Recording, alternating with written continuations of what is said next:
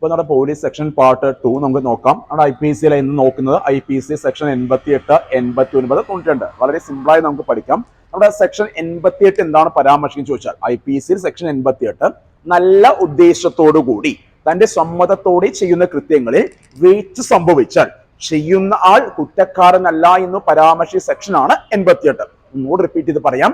നല്ല ഉദ്ദേശത്തോടു കൂടി തന്റെ സമ്മതത്തോടെ ചെയ്യുന്ന കൃത്യങ്ങളിൽ വീഴ്ച സംഭവിച്ചാൽ ചെയ്യുന്ന ആൾ ഒരു കുറ്റക്കാരനല്ല എന്ന് പരാമർശിക്കുന്നതാണ് 88.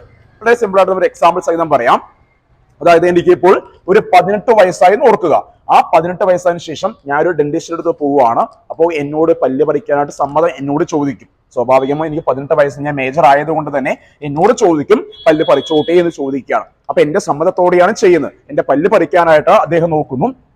ആ പല്ല് പറിച്ചതിന് ശേഷവും എനിക്ക് എന്തെങ്കിലും സംഭവിച്ചാൽ, അല്ലെങ്കിൽ എനിക്ക് പല്ല് വേദന തലവേദന സംതിങ് എന്തെങ്കിലും ഉണ്ടായാൽ തന്നെ ആ ഡോക്ടർ ഒരു കുറ്റക്കാരനല്ല. കാരണം എന്തുകൊണ്ടാണ്? ആ ഡോക്ടറിന്റെ ഉദ്ദേശം നല്ല ഉദ്ദേശമാണ്. ആ ഉദ്ദേശത്തോടെ ചെയ്യുന്നു, എന്നാലും എന്തെങ്കിലും വീഴ്ച സംഭവിക്കുന്നു എങ്കിൽ എന്താണ്? ആ ഡോക്ടർ കുറ്റക്കാരനല്ല എന്ന് പരാമർശിക്കുന്നതാണ് 88. ഒന്നുകൂടി റിപ്പീറ്റ് ചെയ്ത് പറയാം.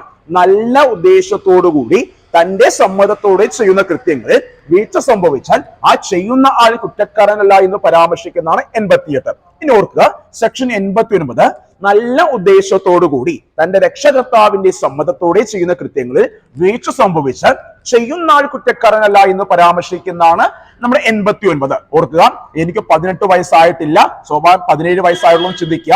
ആ 17 വയസ്സാകുമ്പോൾ എന്തായിരിക്കും? എന്റെ പല്ല് പറിക്കുന്ന ആരോട് ചോദിക്കണം? എന്റെ രക്ഷകർത്താവിനോട് ചോദിക്കണം. ആ രക്ഷകർത്താവിനോട് ചോദിച്ചിട്ടും ചെയ്യുന്നു, എന്നിട്ടും എന്തെങ്കിലും വീഴ്ച സംഭവിച്ചാൽ ആ ചെയ്യുന്ന ഡോക്ടർ, അല്ലെ ചെയ്യുന്ന വ്യക്തി ഒരു കുറ്റക്കാരനല്ല എന്ന് പരാമർശിക്കുന്നതാണ് 89. ഓർക്കുക, ഇവിടെ തന്റെ സമ്മതത്തോടെ ചെയ്യുന്നു, ഇവിടെ രക്ഷകർത്താവിന്റെ സമ്മതത്തോടെ ചെയ്യുന്നു. ഇനി ഓർക്കുക, സെക്ഷൻ 92 നല്ല ഉദ്ദേശത്തോടു കൂടി തന്റെ സമ്മതം കൂടാതെ ചെയ്യുന്ന കൃത്യങ്ങളിൽ വീഴ്ച സംഭവിച്ചാൽ ചെയ്യുന്ന ആൾ കുറ്റക്കാരനല്ല എന്ന് പരാമർശിക്കുന്നതാണ് സെക്ഷൻ 92.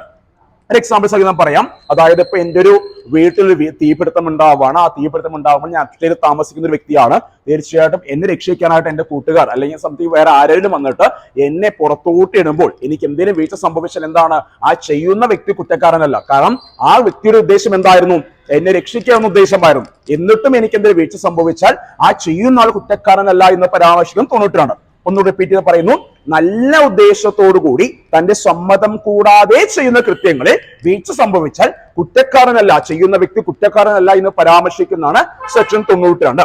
അപ്പൊ ഓർക്കുക, നമ്മുടെ ചാപ്റ്റർ 4 എന്തു പറഞ്ഞിട്ടുണ്ട്? കഴിഞ്ഞ പ്രാവശ്യം ഞാൻ പറഞ്ഞതായിരുന്നു. ചാപ്റ്റർ 4 പൊതുവായ ഒഴിവാക്കൽ. IPCയിൽ പൊതുവായ ഒഴിവാക്കലിനെ കുറിച്ച് പരാമർശിച്ച ചാപ്റ്റർ 4. ആ ചാപ്റ്റർ 4 76 മുതൽ 106 വരെയുള്ള സെക്ഷൻസ് എന്തിനെ കുറിച്ച് പരാമർശിക്കുന്നു വെച്ചാൽ പൊതുവായ ഒഴിവാക്കലിനെ കുറിച്ച് പരാമർശിക്കുന്നു. ആ 76 to 106 വരുന്ന കാര്യമാണ് കഴിഞ്ഞ ക്ലാസ്സിൽ പറഞ്ഞ പോലെ 81, 82 സംതിങ് അതുപോലുള്ള 92 വരെയുള്ള കാര്യങ്ങൾ. ഓക്കെ അല്ലേ?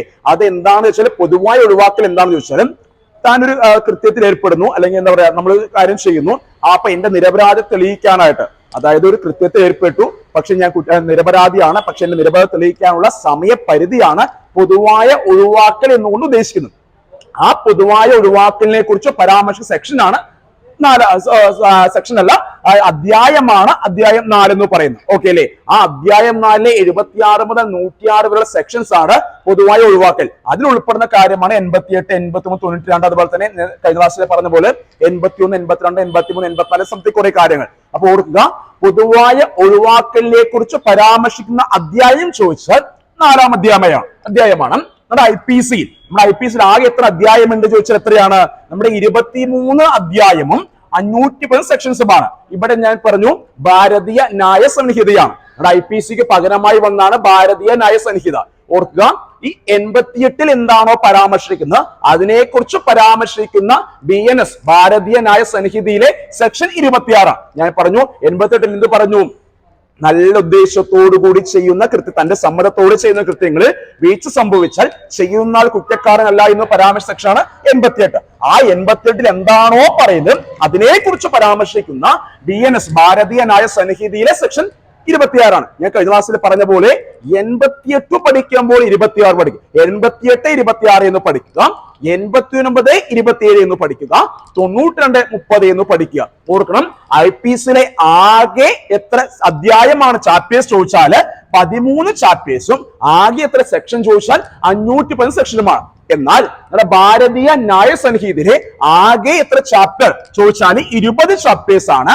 ആകെ എത്ര സെക്ഷൻസ് ചോദിച്ചാല് 388 സെക്ഷൻസ് ആണ്. ഓക്കെ അല്ലെ? ഒന്നുകൂടി പറയുന്നുണ്ട്, IPCയിലെ ആകെ ചാപ്റ്റേഴ്സ് 23, ആകെ സെക്ഷൻസ് 511 ആണ്. ഓക്കെ, ഭാരതീയ ന്യായ സംഹിതയിലെ ആകെ അധ്യായം അല്ലെങ്കിൽ ചാപ്റ്റേഴ്സ് ചോദിച്ചാൽ 20 ചാപ്റ്റേഴ്സും ആകെ സെക്ഷൻ ചോദിച്ചാൽ 358. ഓർക്കണം, അധ്യായം 4 എന്തിനെ കുറിച്ച് പരാമർശിക്കുന്നു? പൊതുവായ ഒഴിവാക്കൽ. ആ പൊതുവായ ഒഴിവാക്കലിനെ കുറിച്ച് പരാമർശിക്കുന്ന സെക്ഷൻ ഏതുവരെ വ്യാപിച്ചു കിടക്കുന്നു?